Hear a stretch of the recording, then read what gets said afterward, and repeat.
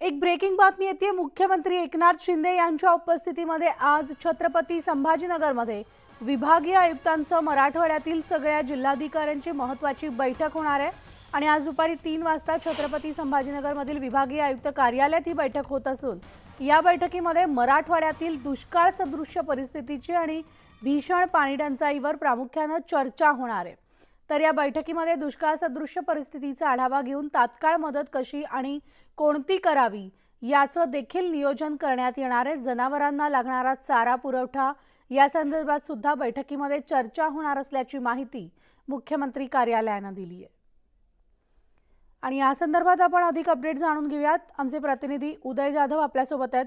उदय, आपण पाहतोय राज्यात दुष्काळाच्या तीव्र झळा आहेत आणि मुख्यमंत्री या संदर्भात आढावा बैठक घेणार असल्याचं कळतंय, काय अपडेट्स?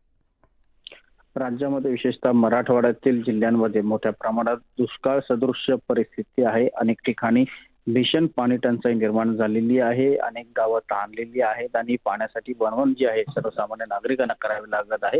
राज्य सरकारने या सर्व परिस्थितीची गंभीर दखल घेऊन तात्काळ बैठक आयोजित केली आहे। आज मुख्यमंत्री एकनाथ शिंदे मराठवाड्यातील विभागीय आयुक्तांमध्ये या संदर्भात महत्त्वाची बैठक घेत आहे। या बैठकीला विभागीय आयुक्त त्याचबरोबर मराठवाड्यातील सर्व जिल्हाधिकारी आणि वरिष्ठ अधिकारी या बैठकीला उपस्थित राहणार आहेत।